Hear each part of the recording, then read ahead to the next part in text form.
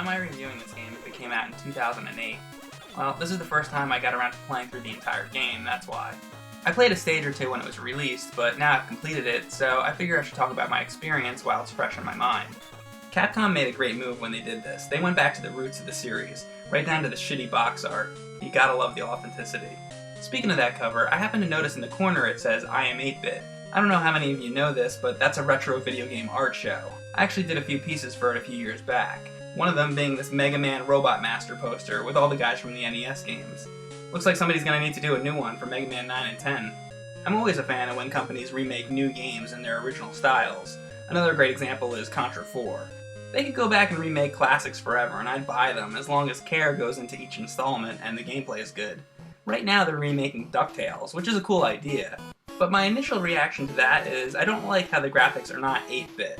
You know, there was also DuckTales 2 on the NES. Personally, I would have been more excited if they would have went with the Mega Man 9 approach and kept the graphics 8-bit.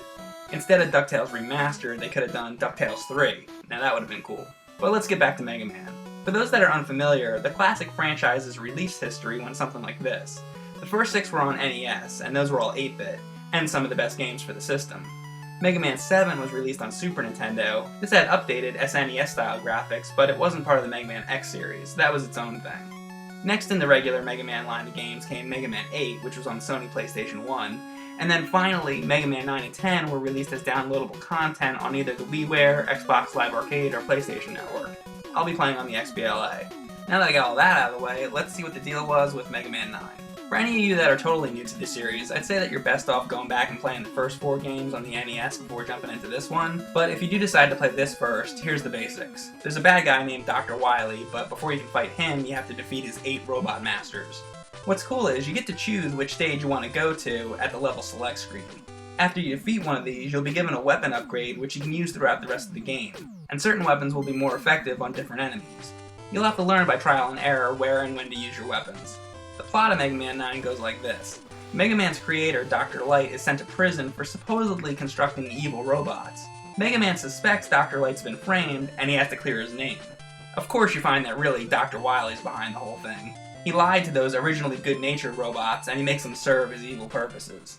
One thing noticeably different from previous games is that now there's a store to buy items. Scattered throughout the levels are screws that you can collect. These screws act as money, and you can use them to buy stuff. If you defeat a stage without collecting all the screws, that's okay, because you can re-enter the levels again and collect any of the screws that you might have missed on the first run-through.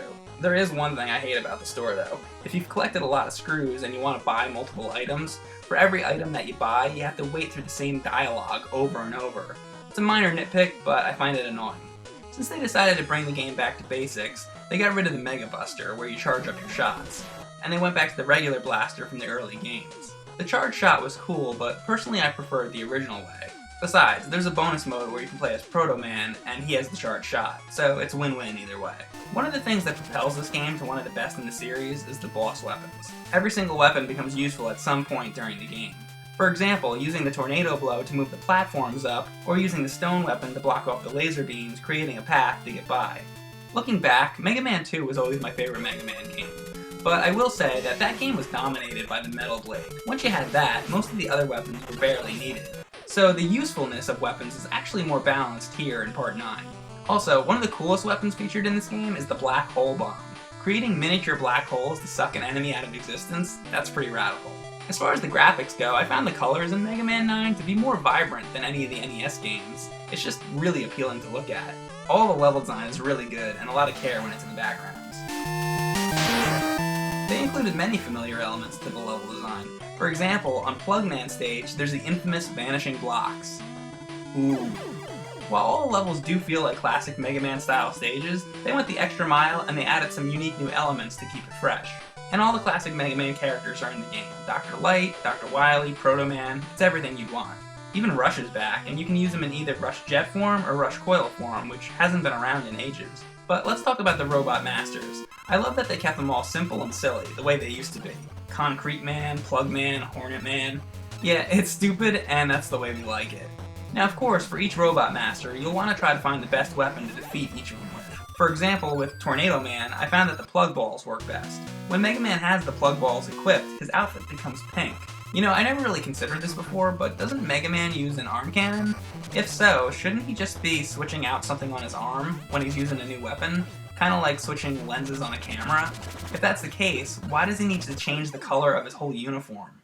If there's a legitimate explanation, please let me know. Otherwise, I'll just assume he likes to dress in pink underwear now and then. Mega Man 9 also introduces the first female Robot Master, which is cool. I'm still waiting for them to include Mega Woman, though. Besides Robot Masters, occasionally there's mini-bosses as well, like fire-breathing dragons or boulders that drop from the ceiling. There's also an end boss for each section of the Wily Fortress. The first one is kind of like a variation on the arcade game Tapper, but the most difficult boss fight in the game comes at the third section of Wily's Fortress. It's a variation of the Rock Monster from Mega Man 1, this time divided into two floating amoeba-type enemies that swap positions. You have to shoot at the center eye that kind of looks like an olive when it appears. This shit is no joke. As for the audio, the early Mega Man games were the games where I originally realized that 8-bit music could be beautiful pieces of art all on their own. It's nice to see the series that made chiptunes awesome to begin with knock out some new memorable tunes once again.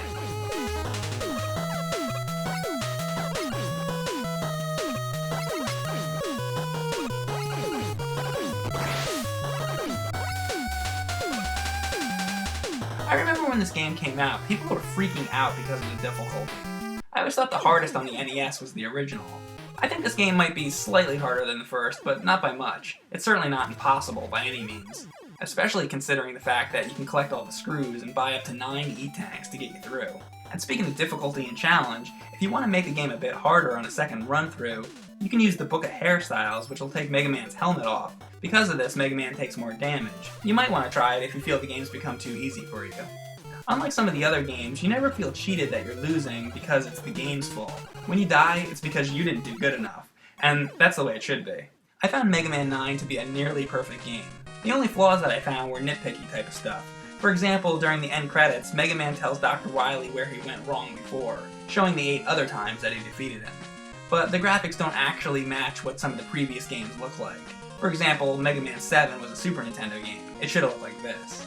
But no big deal. They offered bonus content for the game, like Proto Man mode. He plays a bit differently. He takes greater damage, but he can slide and use a charged shot. It's enough to make you want to go through the game a second time, for sure. There's also a speedrun bonus mode where you can try to get through all the stages as fast as possible, and another mode called Endless Attack, where the level goes on forever and you can see how far you can make it. That one is really enjoyable. It's like you're trying to beat a high score.